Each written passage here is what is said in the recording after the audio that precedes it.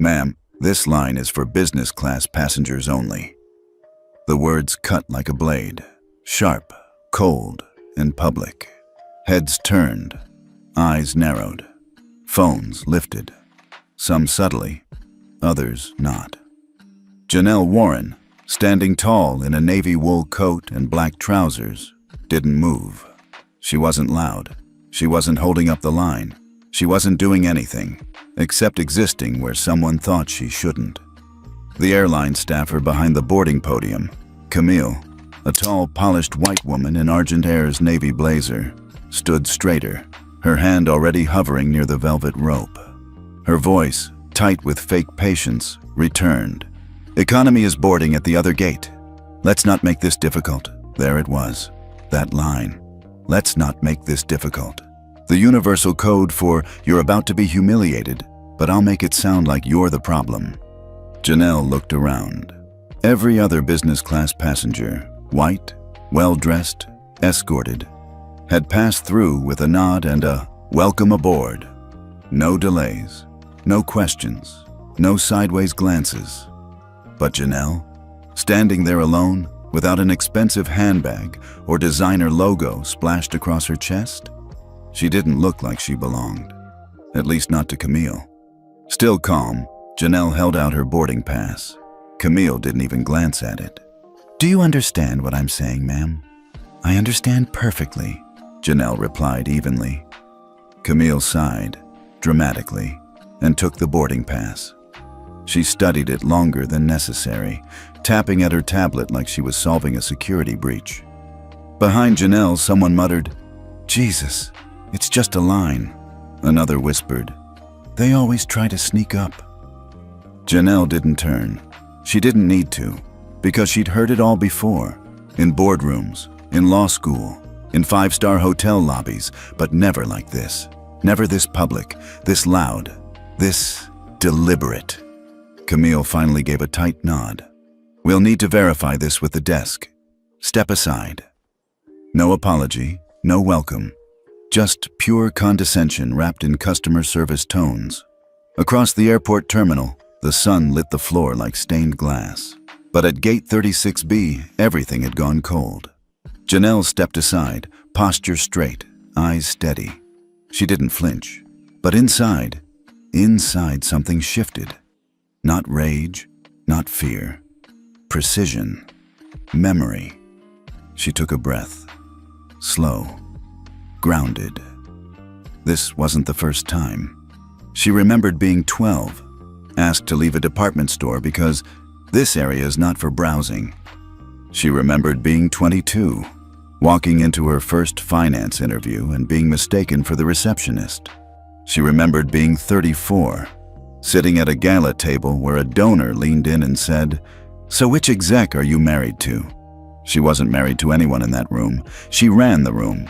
But none of that mattered here, because here, Camille didn't see a CEO.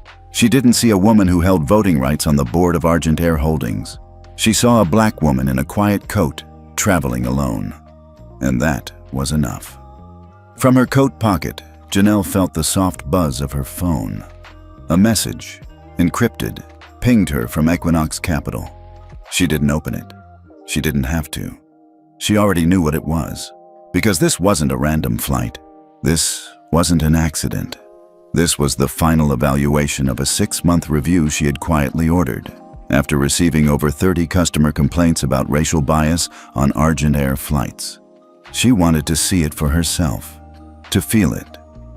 Now she had, and it was time. Camille returned, still holding the boarding pass like it was contaminated. "It appears valid," she said, loud enough to be heard. Not, "It is valid," not, "I'm sorry for the confusion." Just, "It appears valid." Janelle stepped forward. Camille raised her hand again, hesitating. "Ma'am, I'll need to—" "Don't," Janelle said softly. "You've done enough." She took the pass from Camille's fingers, smooth and unbothered. Camille's mouth opened to speak again, but Janelle leaned in slightly, voice so low it was meant only for her. "You might want to stay near the intercom. You'll want to hear what comes next." And just like that, Janelle walked toward the boarding bridge. She didn't look back. She didn't need to. Behind her, the line was quiet now. A few people were whispering. Someone had definitely started recording. The crew member beside Camille looked like he'd seen a ghost. But none of it mattered. Because in 7 minutes, a secure call would go out from Equinox Legal to Argent Air's interim CEO. And by the time Janelle's plane reached altitude, Camille wouldn't be working at this airline anymore. When Janelle finally settled into her business class seat, 3A, the hum of the cabin didn't soften the edge still pressing against her ribs. She looked calm. She always did. Her coat folded neatly over her lap, boarding pass tucked away, seatbelt fastened. No anger showed on her face, but behind her eyes, the storm was building. Not the kind that explodes, the kind that waits. Across the aisle, a couple chatted casually in French. A man 2 rows ahead was already asleep, his champagne untouched. Flight attendants bustled around, offering hot towels, welcome drinks, and friendly smiles, none of which had made their way to Janelle yet. But that didn't surprise her, not anymore. The entire ordeal at the gate played on a loop in her head, not because it wounded her ego, but because it confirmed something deeper, something she'd known all along but had hoped just once would prove untrue. She still looked like the girl who didn't belong, not the CEO, not the investor, not the decision-maker who'd saved Argent Air from bankruptcy 2 years ago by funneling $280 million into their emergency restructure. No, to Camille, and dozens like her, Janelle Warren was just a black woman standing in the wrong line. She remembered the first time it happened. 17 years old, high school honors trip to Washington, D.C. She wore her best white blouse, ironed by her mother, and the long navy skirt she saved for church. Her teacher had asked her to lead the group to the museum entrance. But as she reached the front, a security guard stepped forward, blocked her path, and said, "Wait in the student section until your group arrives." He thought she was someone else's responsibility. She had smiled, backed away, and said nothing. That was the day she learned silence could feel like suffocation. A soft chime pulled her back into the present. The head flight attendant, mid-50s, sharp bob, perfectly painted lips, approached her row.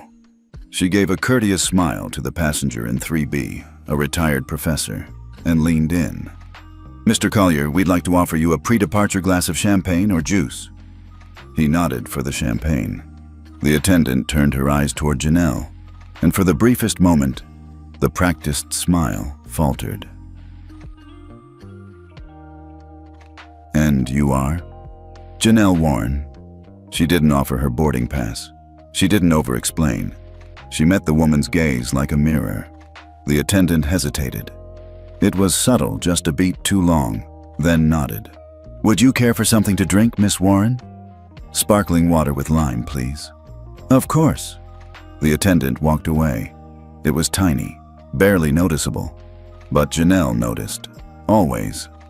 She pulled her phone from the seat pocket and opened a hidden app, Equinox Sentinel, a secure executive dashboard. No alerts yet, no change in flight status, but the live internal thread from her legal team was already active. One new message. 9:53 a.m. Initiated. Clause 8. Confirming full control authority under Equinox oversight. She locked the screen. There were still 6 minutes left before her call detonated everything. A flight attendant returned with her drink. "Here you go," she said, tone more composed. Janelle nodded in thanks and took a sip. From across the cabin, a woman in pearls was staring, not maliciously, just curious, trying to place her. Who is she? Why was there a scene at the gate? Why is she here? Dressed like that, sitting here, alone. Janelle didn't blame her. People had been asking that question her whole life. 30 years ago, Janelle's mother stood behind a motel cleaning cart in Detroit, humming to herself while folding bathroom towels. She had dreams for Janelle, college, freedom, respect, but no blueprint for how her daughter would ever survive in boardrooms made for men who looked nothing like her. So Janelle created her own. One scholarship at a time, one extra shift, one rejection, then another, until finally, acceptance letters came. Harvard, Wharton, Yale. She chose neither. Instead, she picked the University of Michigan and later earned her MBA in New York because she didn't want to be seen as chosen by pedigree. She wanted to be undeniable. At 45, Janelle now controlled equity positions across 22 companies, including logistics hubs, media groups, and 4 aviation-adjacent portfolios. But Argentaire, that was personal, because she knew what it felt like to be denied, to be dismissed, to have someone glance at your face and decide, no, you don't belong here. So she bought in, quietly, through a web of limited partnerships. And now, she was here, not as a passenger, as a final audit. From her pocket, her phone vibrated again. 9:56 a.m. Legal confirms. Authority now visible in Argentaire systems. Comms team ready, waiting on your signal. She smiled, faintly. 3 minutes. The seatbelt sign blinked. The captain's voice came overhead. Ladies and gentlemen, welcome aboard Argentaire Flight 427 to New York. We expect a smooth flight. Our crew will begin final preparations shortly. Final preparations indeed. Camille reappeared at the front of the business class cabin. Her expression was tighter now, and her posture stiffer. Something had shifted. She could feel it. And though she didn't yet know what, Camille knew that she had made a mistake. Janelle picked up her water glass, swirled the lime. Across from her, the woman in pearls was still watching, pretending not to. Janelle leaned slightly to the side, just enough to meet her eyes. Do you fly Argentaire often? The woman blinked. Yes, sometimes. Why? Just wondering, Janelle replied. Might be your last time seeing it, under this name. The woman chuckled awkwardly. Oh, is something happening? Janelle offered a neutral smile. You'll see. Exactly at 9:57 a.m., she tapped her phone screen. Call placed. It rang once. A crisp voice answered. This is Michael. Go, Janelle said. Full cascade. And Michael? Yes. I want the blacklist published to the industry registry by end of day. Understood. She ended the call. The moment passed like a whisper. To everyone else in the cabin, she was still just a quiet woman sipping water. But in that moment, Argentaire no longer belonged to itself. She looked out the window. The tarmac gleamed in the morning light, clean and indifferent. 7 minutes ago, she had been treated like someone who didn't belong. Now, she owned the airline. The plane had leveled out, cruising high above the Atlantic. The cabin lights dimmed to a soft gold, casting a muted glow over polished wood panels and silent passengers. Somewhere behind the curtain, someone was already snoring. A baby cried faintly in coach, muffled by the hum of engines and privilege. But in row 3A, the tension hadn't relaxed, not even a little. Janelle Warren hadn't spoken since takeoff. She didn't need to. Across the aisle, a man in his 60s glanced at her for the third time in 10 minutes. His suit was finely pressed, his cufflinks understated but expensive. His wife had fallen asleep beside him with a silk scarf over her eyes. But he was wide awake, sipping ginger ale like it might settle more than just his stomach. He kept stealing glances, not with hostility, but with curiosity, like he was trying to place her, because something about her didn't quite add up. She wasn't fidgeting. She wasn't reading. She wasn't on her phone. She was simply present, still, composed. But every movement around her, Camille's unease, the senior attendant's whispers, the tension from the gate, seemed to orbit her. And that man, Mr. Hawkins, according to the crew manifest, had been flying long enough to know that when things orbit someone, it usually means one thing. That person has gravity. In the galley, Camille stood stiffly beside her co-worker. She's not even doing anything, Camille whispered. But I swear to God, something feels off. The other attendant, a younger man named Marco, raised an eyebrow. You mean besides the fact that corporate just pinged our team chat and asked for our cabin footage in real time? Camille paled. What? Yeah. HQ wants timestamps, incident reports, and staff behavior logs. In flight. That's never happened before. Camille blinked, then turned slowly to look toward row 3. Back in her seat, Janelle tapped her thumb once against the phone tucked discreetly in her palm. A small pop-up blinked. Connection secured. Encryption active. She wasn't browsing social media. She was watching them. The feed from Argentair's internal network streamed in real time. Staff messages, chain of command pings, crew location alerts. Camille's name had appeared 5 times in the past 15 minutes, each one marked with yellow. Behavioral audit in progress. Janelle sipped her water slowly. From the outside, she looked like any other tired executive catching a flight home. But beneath the surface, her systems were already moving. 2 rows back, the young woman in 5A, early 30s, jeans and a blazer, leaned toward her seatmate and whispered, "Is it just me, or does that woman look familiar?" The seatmate shrugged. "I think she's someone. I saw a flight attendant shake after talking to her." They both glanced forward, just as Janelle turned slightly toward the window, her reflection catching the cabin lights. The woman leaned back slowly. "Yeah," she muttered. "She's not just a passenger." Meanwhile, in a command office in Midtown Manhattan, the Equinox Capital Operations team was in full gear. Michael Reynolds, COO and longtime advisor to Janelle, stood at the center of the room surrounded by analysts, lawyers, and systems techs. The screen in front of him showed live footage from Flight 427's business class cabin. "Confirm execution of Clause 8 authority," he said calmly. "Notify Orion Holdings about the merger window." "Already done," someone answered. "They're prepping the joint statement draft now." Michael's eyes narrowed slightly as Camille appeared on screen again, hovering, uncertain, over the drink station. "Let her hang there a bit longer," he said quietly. "Let her wonder." Back on the plane, the older man across the aisle, Mr. Hawkins, leaned slightly toward Janelle. "Excuse me," he said, polite but deliberate. She turned her head. "Yes?" "Forgive me, but I've flown this route over 100 times, and I've never seen crew this nervous." "I get the feeling you're not just flying home." There was no accusation in his tone, just the kind of curiosity that came from living long enough to recognize power when it sat 3 feet away. Janelle looked at him for a long moment. "You're right," she said softly. "I'm not." She returned to her glass, but the man didn't press. He just nodded, slowly, and raised his glass in a subtle toast. "Good," he said. "They don't get away with it anymore." In the back galley, Camille paced. "I didn't do anything wrong," she muttered. Marco raised an eyebrow. "You told her she wasn't on the list. You gave her snacks like she was in economy.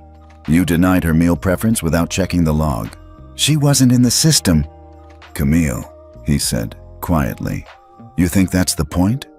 Camille's jaw clenched. "She gave me a look, like she owned the place." Marco didn't reply, because somewhere deep down, they were both starting to wonder, what if she did? At 36,000 feet, silence held more weight than shouting. And in that silence, Janelle's silence had become a presence, one that couldn't be ignored, one that made people question, one that made the powerful sweat, and made the careless remember. Because power doesn't always arrive in first class with pearls and suits. Sometimes, it comes in quiet jackets, calm eyes, and the kind of stillness that shakes entire systems. And Camille, now wringing her hands in the galley, was starting to realize something terrifying. The woman she'd dismissed might be the one signing her termination papers. The plane was quiet now. The kind of quiet that didn't come from silence, but from tension. Business class had settled into its usual post-meal lull. Window shades drawn, reading lights flickering. The clink of silverware had faded, replaced by the hum of pressurized air and the occasional shuffle of a blanket. But in row 3A, the air felt different. Tighter, heavier. Janelle sat upright, her tray cleared, her drink untouched. Across the aisle, Mr. Hawkins, who had been casually watching her since takeoff, was no longer pretending not to notice. His hands were clasped, elbows on the armrests, as if waiting for something he couldn't name. He wasn't alone. The young woman in 5A had stopped watching her movie. The crew kept glancing toward the galley, whispering. Camille hadn't reappeared in nearly 20 minutes. Something had shifted, and they all felt it. Janelle pulled her phone from the inner pocket of her coat, angled it discreetly, and tapped into her secure line. Michael Reynolds, her COO, answered on the first ring.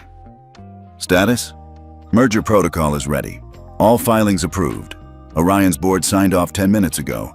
If you give the go, Argent Air becomes a controlled subsidiary in 60 minutes. And the blacklist? Finalized. Top of the list, Camille Delacroix, Greg Harris, Jason Baker, and Sandra Wilson from the Atlanta incident. That whole crew won't touch another airline job again. Good. Now initiate the internal advisory. I want Argent's executive board notified in real time.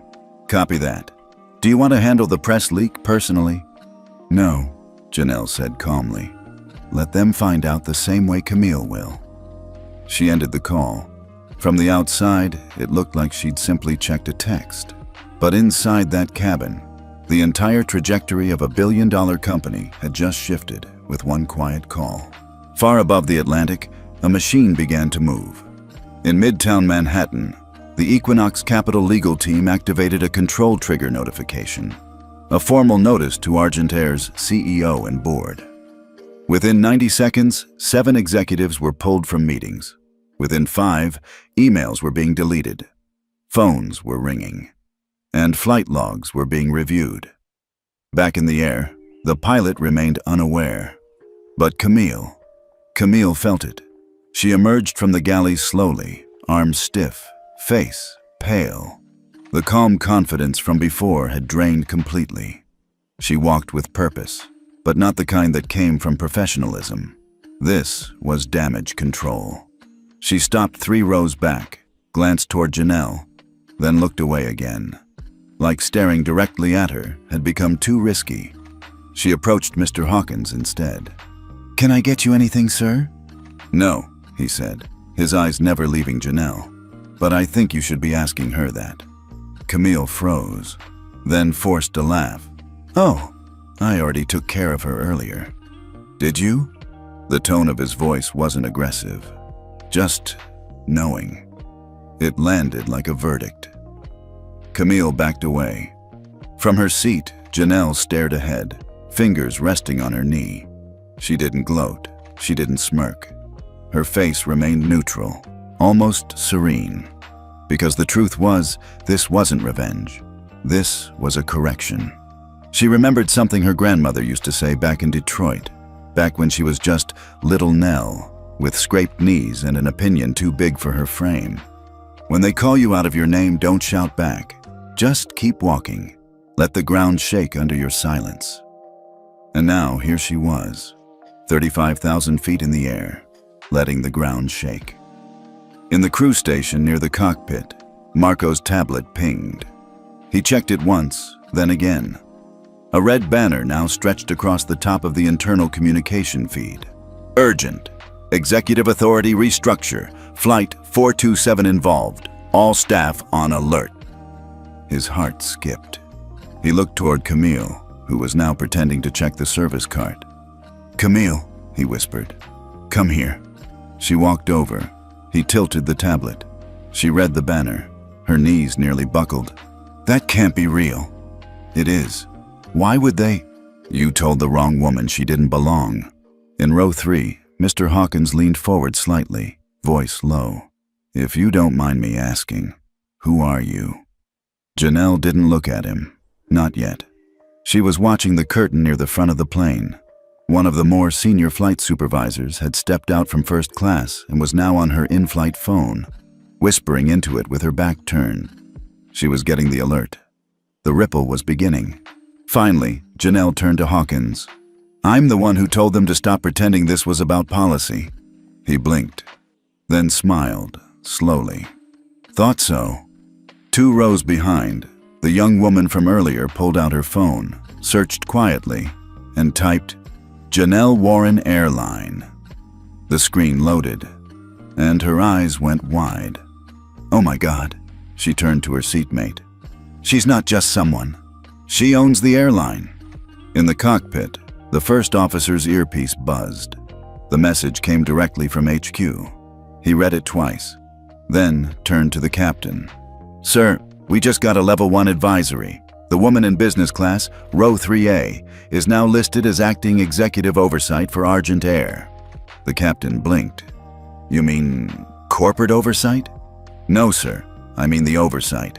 She's the top authority right now." The captain paused, then said nothing. Back in business class, Camille reappeared one last time. She held out a folded linen napkin with trembling hands. "Miss Warren," she said, voice brittle, "your dessert." "I apologize for the earlier confusion. I didn't mean to—" "Yes," Janelle said, calmly. "You did." Camille flinched. Janelle looked at her, not unkindly, but without warmth.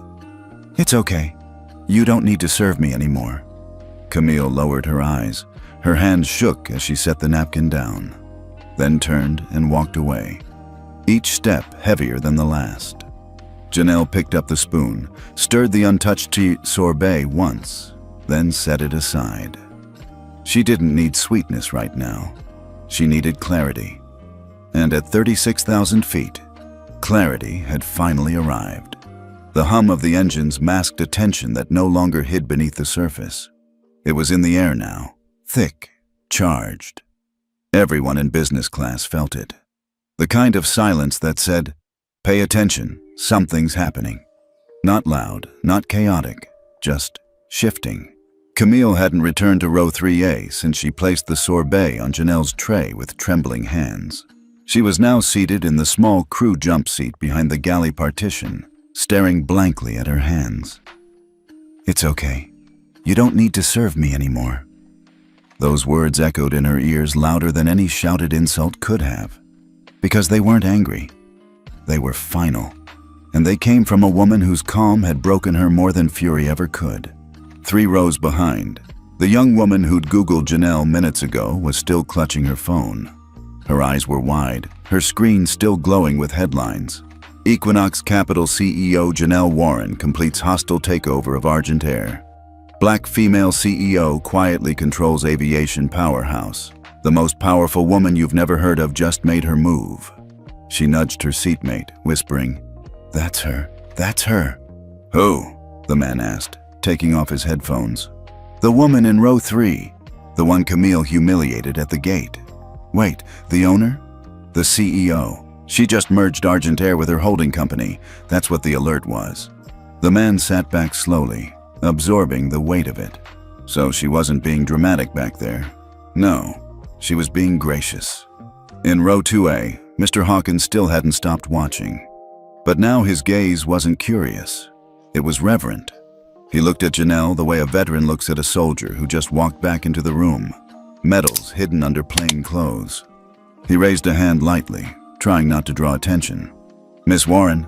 She turned to him, not coldly, just present. "Yes? You don't need to say anything. I just wanted to tell you, thank you for not staying silent." She studied him for a second, then nodded once, deeply. "You're welcome." It wasn't ceremony. It was recognition. A few rows behind, a middle-aged woman with short gray hair tapped gently on the shoulder of a flight attendant. Not Camille, but Marco, the one who hadn't looked away during the boarding scene. "Excuse me," she said. "Is she really who they say she is?" Marco didn't answer with words. He simply nodded once, then lowered his eyes. The woman glanced toward row 3A and whispered, to no one in particular, "I knew something felt different." She walked like she had nothing to prove, but everything to change. In the galley, Camille's hands wouldn't stop shaking. "It's over," she muttered. "It's over." Marco stood nearby, arms crossed, watching her spiral. "Camille," he said quietly, "you made her feel small, and she gave you the chance to stop. Twice. I didn't know she was. That's the point, Marco interrupted, voice low. You didn't care who she was until she had power. You just didn't see her. So that makes me racist? No, he said. That makes you blind and careless and now accountable. Janelle sat still, but not rigid. There was no pride in her expression, no victory, only clarity. She glanced down at her phone. 10:46 a.m. Michael. Press embargo ends in 7 mines. Executive transition goes public. She nodded once to herself. No speech, no announcement. The world would learn the truth without her having to say a word. 20 minutes later, the captain's voice came overhead. Ladies and gentlemen, this is your captain speaking. We'll be descending into JFK shortly. Please remain seated and fasten your seatbelts. The cabin stirred. Blankets folded, trays locked. But the passengers didn't rush, because no one on this flight would leave it the same. As the plane dipped lower, Janelle stared out the window at the New York skyline rising to meet them. She thought of her mother, still in Detroit, who'd told her over the phone last week, "One day, baby, they'll have to call you by your name, not the one they make up, the one you earned." That day had come, and Janelle hadn't raised her voice once. When the wheels touched down, a small ripple of applause broke out. But this time, it wasn't for the landing. It was for her. Quiet, respectful, earned. Camille didn't clap. She sat frozen, pale and sweating. She didn't need anyone to tell her. She wouldn't be flying for Argent Air again. As passengers began to gather their belongings, Mr. Hawkins paused beside Janelle's seat. "Do you mind if I walk with you through the terminal?" She smiled softly. "Only if you don't mind the press cameras." He chuckled. "For once, I don't." They exited together. Behind them, whispers followed. Phones buzzed. Articles were already circulating. Flight 427 would become legend, not because of turbulence, but because someone who was told she didn't belong quietly took it all back. Have you ever seen someone get dismissed, only for the world to realize they were the most powerful person in the room? Let us know in the comments below. Sometimes silence speaks louder than anything else. The doors of Gate 36B slid open with a pneumatic hiss. Janelle stepped into the terminal, her carry-on rolling quietly beside her, heels clicking against the tile. Beside her, Mr. Hawkins walked with deliberate grace. He didn't say a word. He didn't need to, because around them, silence wasn't possible anymore. 3 rows of passengers followed behind, slower than usual. Most weren't even thinking about luggage. They were watching her, not with suspicion, not with judgment, but with that special kind of awe reserved for those who'd just rewritten the rules. And somewhere at the edge of the gate, a young man in a denim jacket lifted his phone and began live streaming. "You guys won't believe this," he whispered. "The woman they tried to throw off the plane, she owns the airline, and she just fired everyone who disrespected her." Behind him, phones lifted, screens glowed, words traveled like wildfire. Janelle walked steadily. Her expression was calm, but her steps had the sharp precision of someone who knew exactly where she was going. As she passed one of the gate podiums, an Argent Air agent did a double take, then leaned into her headset. "Control, we've got a situation. Passenger Janelle Warren is heading toward Concourse B. I think she's involved in the advisory notice." Her voice cracked near the end. In a back office behind the terminal, 3 mid-level managers stared at their monitors. The alert had gone out system-wide 30 minutes ago, but now the footage was live, viral. The tags were trending. #She owns the airline. Business class backfire. #Janelle Warren. One supervisor wiped sweat from his brow. "We need to call the director, right now." "Too late," another muttered, tapping his screen. "She's already on her way down." Outside Gate 36B, Camille stood frozen near the crew door. She hadn't spoken since the plane landed. Her uniform suddenly felt too tight, her name badge too loud. Passengers had streamed past her without a glance, but one woman, An older black lady with silver hair had paused, just long enough to look her in the eye and shake her head. Nothing more, but it had landed harder than any reprimand. Camille's stomach twisted. In the main terminal, security personnel were repositioning, not to escort anyone out, but to hold back crowds forming at the arrival area. Media interns from 2 local stations had already shown up with mics and tripods. A reporter for the New York Post was tweeting live. Confirmed, Equinox CEO Janelle Warren landed at JFK.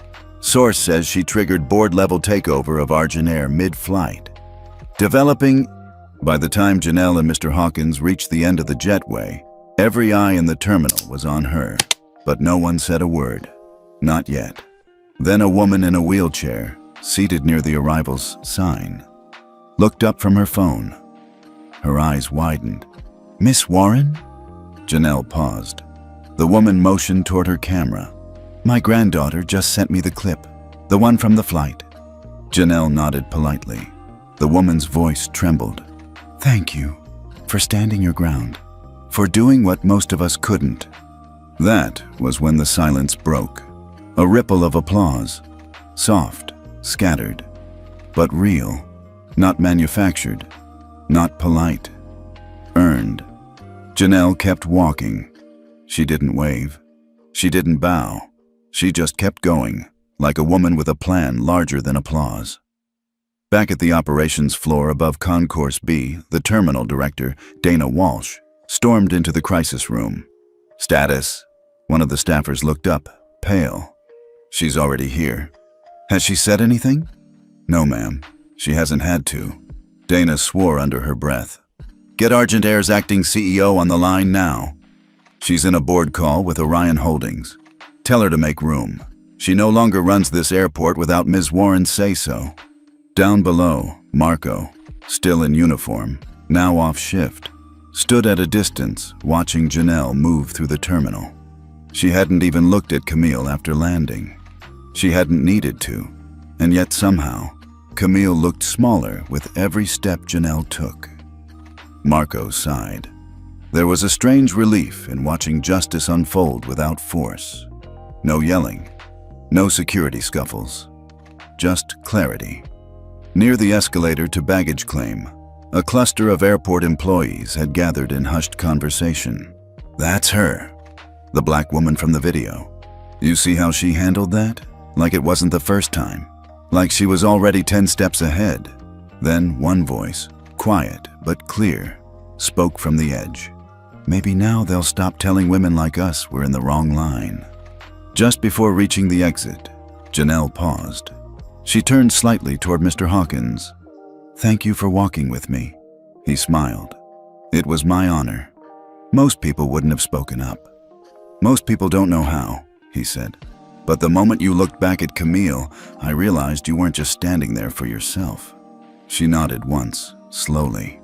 "None of us ever are." Across the glass, press cameras clicked to life. A reporter lifted her mic.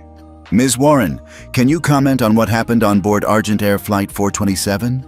Janelle turned toward the crowd. Flashes popped. Phones rose. But she didn't speak into the mic. Instead, she leaned slightly toward the reporter and asked, "Would you like a copy of the new passenger equity policy we'll be enforcing next quarter?" The woman blinked, caught off guard. "Yes, yes, of course." Janelle smiled faintly, then walked on. At the end of the terminal, a car waited. One of her aides stood by the door, tablet in hand. "Michael just sent confirmation. All major outlets have the press release. Shareholders are already reacting positively." "And the crew?" "Notified. Blacklisted. HR has been looped into retraining audits across all Argent Air hubs, and Orion has already adopted the new conduct standards." Janelle exhaled. Calm, controlled. "Let's move forward then." She stepped into the car. Behind her, JFK buzzed with the sound of something shifting. A system adjusting. An industry bracing. Because justice hadn't arrived in a press conference. It had walked off a plane in silence and changed everything. It started with a whisper on social media, a hashtag, A 28-second video clip. A still frame of a black woman in a navy coat walking calmly through JFK Terminal with a crowd parting like waves. Then came the headline, "She owns the airline." By mid-morning, that whisper had become a thunderclap. The press conference was called for 4:00 p.m. sharp, just 6 hours after Flight 427 touched down. No grand stage, no sweeping flag backdrop.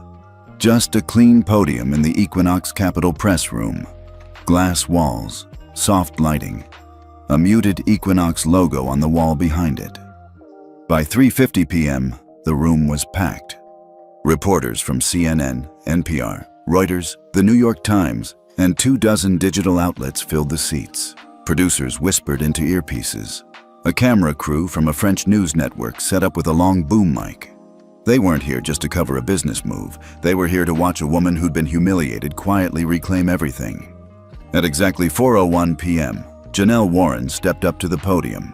She wasn't wearing anything extravagant, just a black blouse, a slate gray blazer, and a gold watch that caught the light like it knew the truth. Her expression was calm, not defensive, not triumphant, just clear. She looked out over the crowd of cameras and voices and questions waiting to explode, and she spoke. "Good afternoon. I won't be taking many questions today, not because I don't have answers, but because this moment is not about spectacle. This morning, I was told I didn't belong in a line I'd paid for. Then I was told I wasn't listed, despite presenting valid identification. And then I was told, implicitly and explicitly, that I didn't look like someone who should be sitting in business class." She paused. Let the words breathe. Let them settle. What followed wasn't rage. I didn't yell. I didn't make a scene. Instead, I made a decision. Not just about a crew member, not just about an airline, but about a system that has quietly told too many people for far too long that dignity must be earned by appearance, by accent, by proximity to privilege. The room was dead silent. A single camera shutter clicked in the back. She continued. Effective immediately, Equinox Capital has finalized its controlling merger of Argent Air. And alongside that, we are enacting the following reforms. A mandatory customer conduct certification for all frontline staff across all 9 Equinox-aligned airlines. A zero-tolerance policy for discrimination, explicit or implied, enforced through anonymous passenger audits. A universal dignity clause. No passenger, regardless of attire, race, language, or travel frequency, may be deprioritized without cause. She looked up, locked eyes with the front row. Bias hides best in small places. We're turning on the lights. Back in Detroit, Janelle's mother watched the live broadcast on her TV. She'd called her church group. They all sat on the edge of her living room couch. Her hand trembled around her tea mug. "That's my baby," she whispered. "That's little Nell." In a New York newsroom, a producer cued the anchor for a live take. "What we're witnessing today," the anchor said, "is not just a business story, it's a cultural one. A reckoning in real time, led by someone who never once raised her voice." On the press floor, a journalist from The Guardian stood. "Ms. Warren, if I may, do you see this as a personal victory?" Janelle considered that, then answered, "This isn't about personal victory. It's about structural change. Because the people most often silenced aren't asking for power, they're asking for fairness." Another hand shot up. "Will any staff members be publicly named or punished?" Janelle's tone didn't waver. "No one will be shamed, but everyone will be held accountable." At that moment, "She owns the airline" reached 6.2 million tweets. The clip of Camille turning red at the boarding gate had looped over 11 million times. But the clip of Janelle saying, "We're turning on the lights?"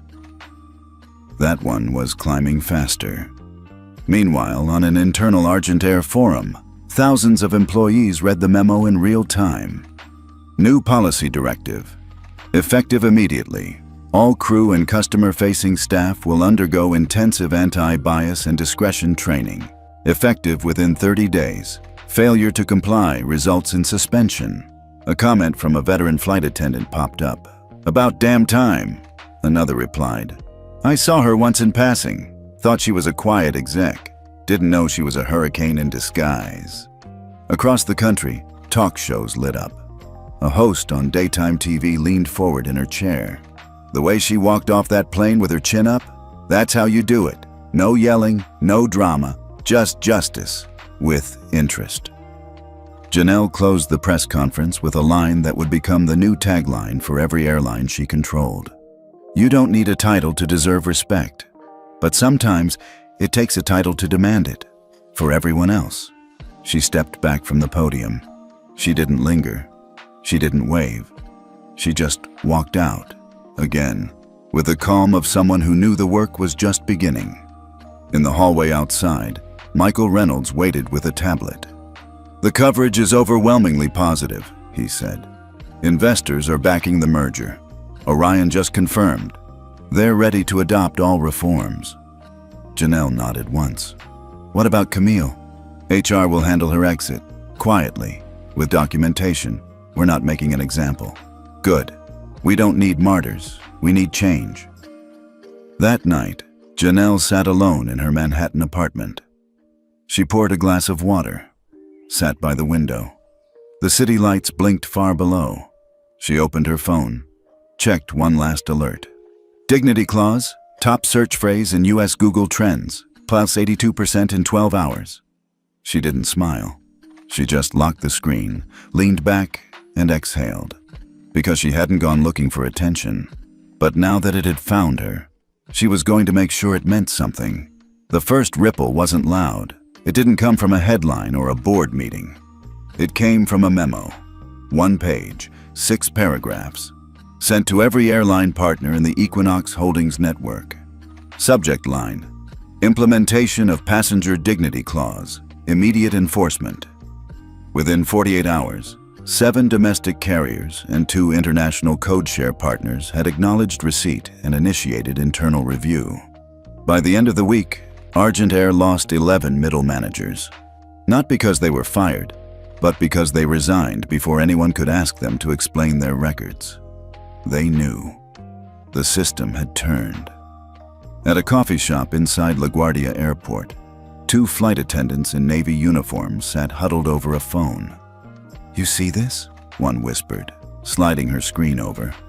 It showed a clip of Janelle Warren walking out of the press conference saying, You don't need a title to deserve respect, but sometimes it takes a title to demand it, for everyone else. The second attendant nodded slowly. My cousin works corporate at Jetline. They're already rewriting their bias training protocols. Because of her? Because she's not backing down. They fell silent, until the first one muttered, I wish she'd come through our route. Some of our supervisors could use that wake-up call. In a suburban house outside Atlanta, Greg Harris sat slumped at his kitchen table. His laptop screen glared at him. 2 weeks ago, he was the head teller at Liberty Financial's flagship branch. Now, his LinkedIn profile showed a polite phrase, open to new opportunities. But no one was calling. No interviews, no callbacks, nothing but silence. And worse, his name had quietly appeared on 3 internal HR watch lists across Equinox-affiliated institutions. Unofficial blacklists. He rubbed his forehead. He wanted to blame the media, the board, even Janelle herself. But deep down, he knew. He hadn't just enforced policy that day. He had enjoyed it. That was what sealed his fate. Meanwhile, Jason Baker, the smirking teller from the same bank branch, had tried to rebrand himself. He posted a video on social media titled, How Cancel Culture Kills Growth, My Story. It bombed. The top comment read, Bro, you said she didn't look like someone with money. That's not growth. That's just racism in khakis. But Camille vanished. No videos, no interviews, not even an apology post. Her resignation had been processed quietly, as per Equinox HR policy. A soft exit, but nothing on the internet stays quiet. Screenshots of her profile, TikToks dissecting her words, Instagram reels comparing her cold voice at the gate with Janelle's calm reply. She became a case study, not in evil, but in how easy it is to humiliate someone when you think no one's watching, and how costly it becomes when the world decides to care. Back in Manhattan, Janelle sat in her office on the 58th floor of Equinox Tower. She hadn't given another interview, hadn't tweeted, hadn't stepped into another press room. She didn't need to. The work was happening below the surface. Legal teams were drafting clauses. Tech teams were coding behavior reporting apps for passengers. HR was finalizing contracts with a third-party audit firm to shadow travel experiences anonymously. Michael Reynolds stood by her office window, tablet in hand. Jetline just agreed to adopt the dignity clause. That's 6 out of 9, Janelle replied without looking up. Also, Michael hesitated. You're being nominated for Forbes Power 100 list, and someone from The Atlantic wants to do a long-form profile. Janelle didn't respond right away. She closed the file she'd been reading. Power isn't the story, Michael. Restraint is. Michael nodded. Then we'll decline.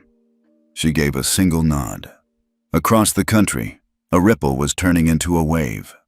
At LAX, a ground staff supervisor was terminated for demeaning a Latino family in line at security. The passenger had filmed it. The clip ended with the caption, "What would Janelle do?" At O'Hare, a crew member stepped in when a fellow attendant denied priority boarding to a disabled veteran because he was wearing jeans. The intercom cut in with, "Sir, we apologize for the confusion. Let me walk you to your seat personally." The veteran turned and asked, half joking, "You trying to pull a Janelle Warren?" The attendant smiled, trying to live up to her. And back at JFK, something had changed in the way people moved. Gate agents spoke slower, supervisors hovered less, and every so often, someone walking alone, especially someone in plain clothes or speaking accented English, was treated with a little more care. Not because they were suspected to be powerful, but because now everyone knew they might be. At her desk, Janelle opened a handwritten letter. No stamp, no return address. Inside was a note. "Dear Ms. Warren, I'm a retired flight supervisor. I spent 30 years telling women like you that rules are rules. But last week, I stood up for a girl who was told she couldn't use the priority line because her backpack looked cheap. I didn't do it because I feared getting fired. I did it because you reminded me what respect looks like and what it sounds like when it's done with grace. Thank you, R." Janelle folded the letter carefully and smiled, because the ripple didn't just move outward. It came back. It came back in the form of little correction, quiet courage, and people realizing that silence wasn't neutral. It was participation. And now, people were choosing differently. Have you ever seen a quiet moment spark real change? Tell us below. Sometimes it's not the loudest voice that leaves the deepest impact. It didn't happen all at once. There was no national address, no viral meltdown, no single camera that captured the moment the system began to change. But it did change. Because systems don't shift with noise, they shift with patterns. And the pattern that began with Janelle Warren, quietly, firmly, unapologetically, was starting to replicate itself in places she had never stepped foot in. At Seattle-Tacoma International Airport, a 19-year-old first-time traveler stepped out of the TSA line in tears. Her ID was real, her boarding pass valid. Her only mistake was looking nervous and having an ethnic last name no one wanted to pronounce correctly. Before anyone else could move, a middle-aged black woman wearing a staff badge stepped forward. "Excuse me," she said to her coworker. "I'll handle this one." She walked the young woman back to the front of the line, looked her in the eye, and said, "We've been you before. We won't be you again." The traveler nodded silently, then whispered, "Janelle Warren?" The agent smiled. "Every day." At Toronto Pearson, an airline manager rewrote the pre-flight crew checklist to include a 5-second scan. Do any interactions feel uneven? Did we make anyone feel lesser? It was unofficial, but by the end of the week, 5 other supervisors had copied the same checklist. By the end of the month, it had become a formal HR form. No one said it was because of Janelle. They didn't have to. Inside Equinox Tower, Janelle reviewed 3 new proposals, each from different sectors: a luxury hotel chain, a global rideshare company, a fast-growing intercity train startup. All of them had read the press coverage. All of them had seen the phrase that kept returning in article after article. The dignity clause may be the most quietly radical corporate reform of the decade. And now, everyone wanted in. Not for PR, not for likes, but because the public had drawn a line, finally, and no one wanted to be on the wrong side of it. Michael Reynolds stood by her desk. Orion Holdings confirmed their third-party audit begins next week. And the HR dashboard? Live in 5 cities. Janelle closed the folder on her desk. We don't move fast for attention. We move fast so people don't suffer while we figure it out. Michael smiled. That's going in the culture handbook. Put it on the inside cover. Meanwhile, at a small regional airport in South Carolina, an elderly white gentleman approached the counter at gate 12. The attendant glanced at him, then turned to help a younger man behind him.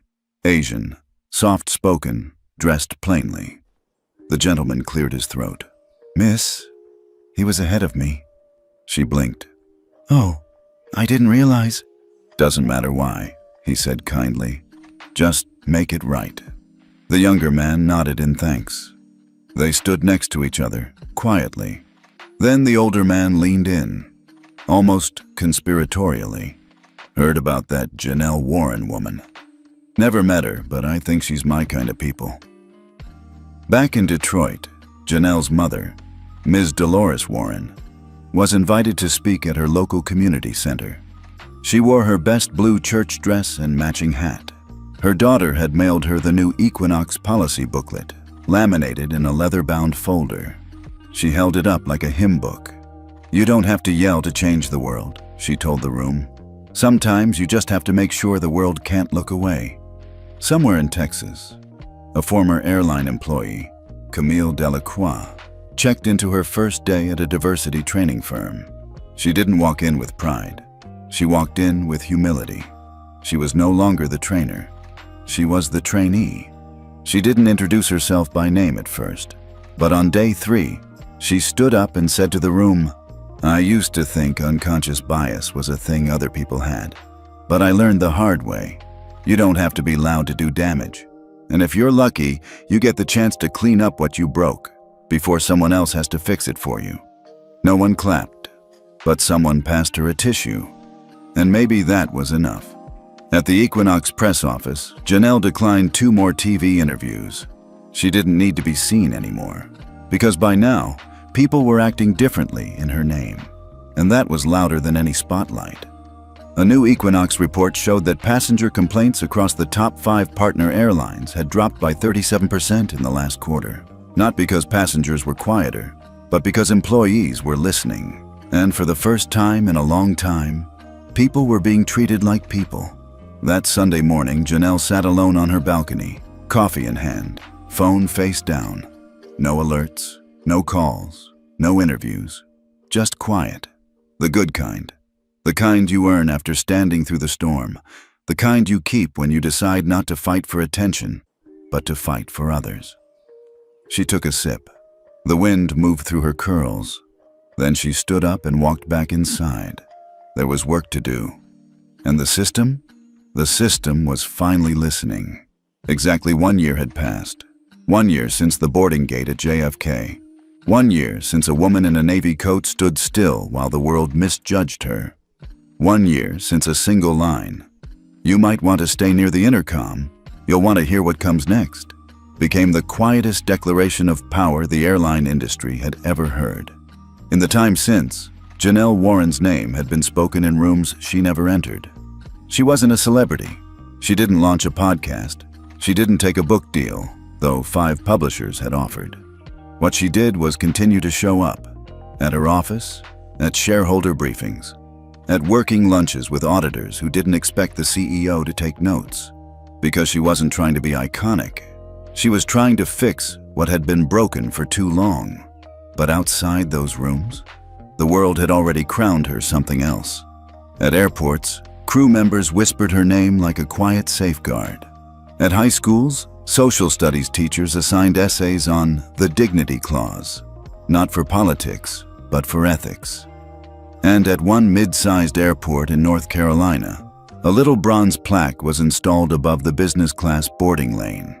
Every seat is earned, but every person is worthy. W. Back in Detroit, at the neighborhood church she grew up in, a mural had been painted. It wasn't large, just a corner wall near the food pantry, but it showed a little black girl in a Sunday dress standing at a boarding gate, facing a giant wall made of paper, boarding passes, rejection slips, warning signs. And next to her stood a woman in a navy blazer holding out her hand, not to break the wall, but to walk through it.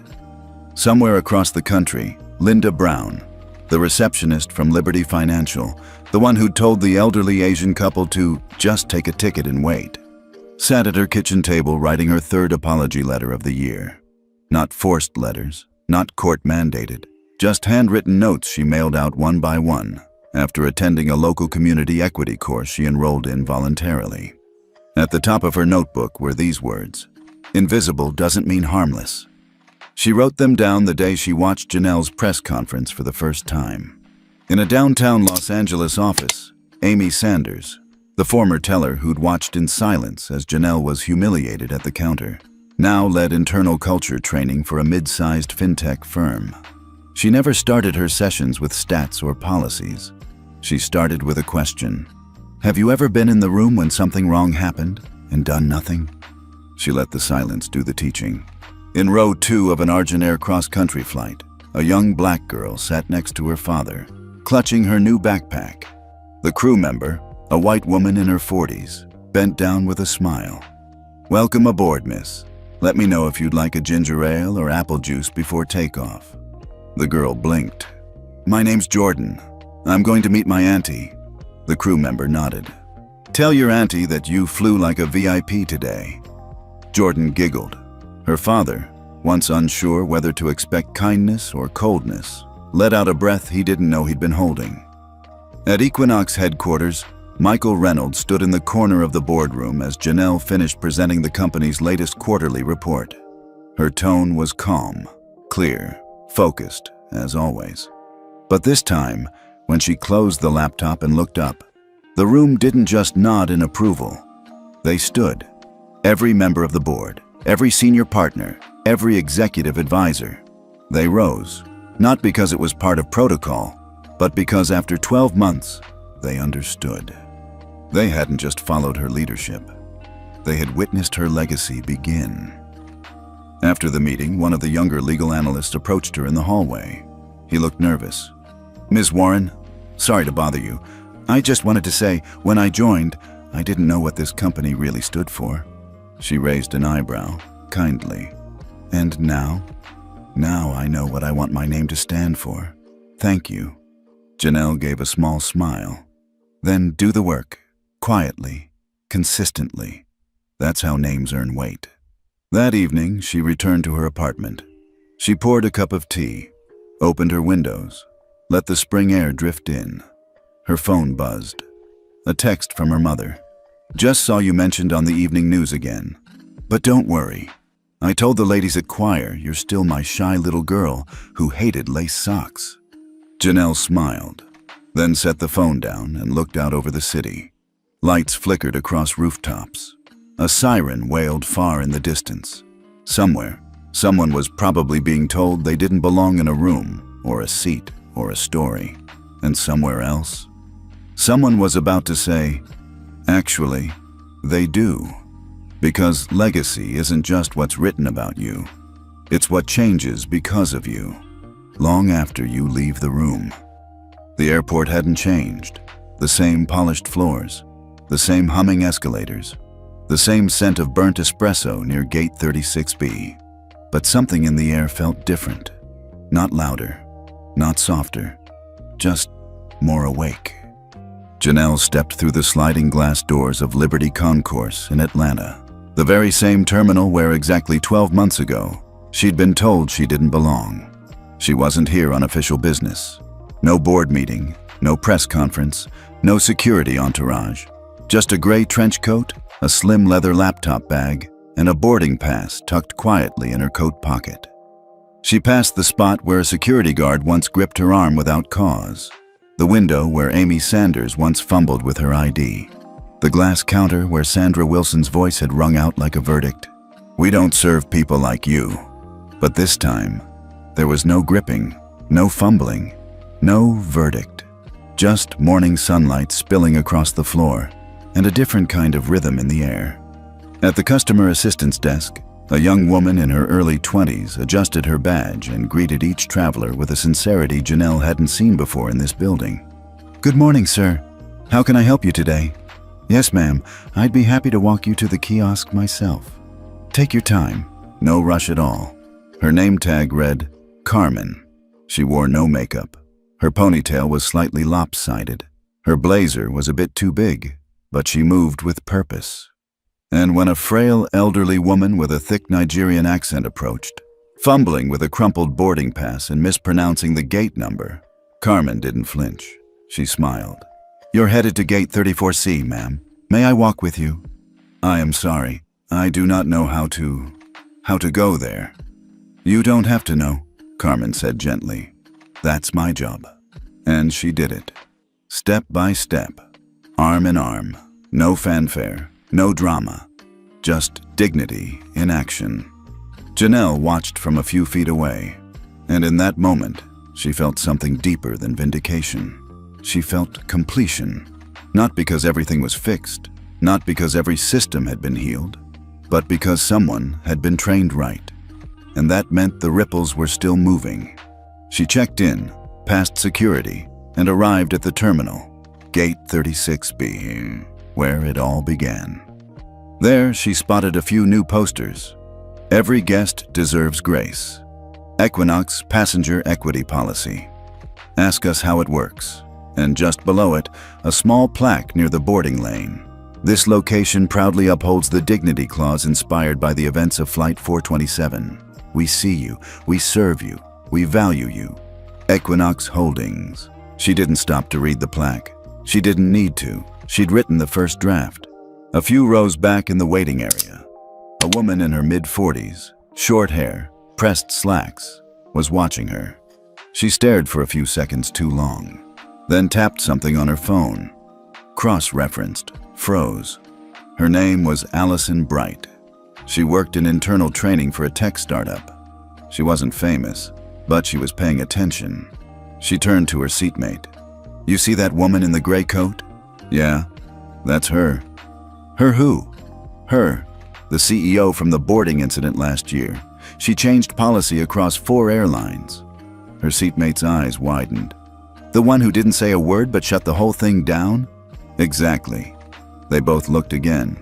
But Janelle wasn't doing anything special, just sipping tea from a terminal cafe and glancing at her gate number like any other traveler. Still, something about her made the whole area feel steadier, like she was keeping the room honest. Boarding began on time.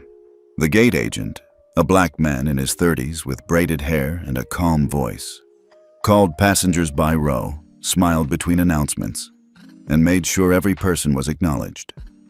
Not just VIPs, not just suits, everyone. An elderly black man in a denim jacket approached with confusion in his eyes. "Son, is this the right line for Group A?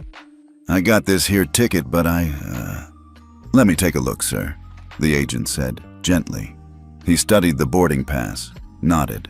"You're not only in the right line, you're my first passenger in business class today. Welcome aboard." The man blinked. "Oh, I ain't never been welcomed like that before." The agent smiled. "Then let's fix that for good." Janelle stepped forward next. The agent looked up, met her eyes, and paused, only for a second. Then he offered a calm nod. Not because he recognized her from the news, but because he recognized what she stood for. "Have a great flight, ma'am." "Thank you." She stepped onto the jet bridge. No camera crew, no entourage, no viral moment. Just her and her shadow and a line of passengers who, for the first time in a long time, were walking into a system that saw them. As the flight settled and seatbelts clicked, Janelle glanced out the window. Carmen, the young staffer from earlier, was walking along the terminal with the Nigerian grandmother still at her side, carrying her tote bag for her. Janelle smiled softly. The next generation was already doing the work. Somewhere at the back of the cabin, Allison, the woman from the terminal, pulled out her journal. She wrote, "Saw Janelle Warren today. No cameras, no headlines. Just her walking in grace. The room shifted when she moved, and somehow, I wanted to be better just by watching her. That's legacy.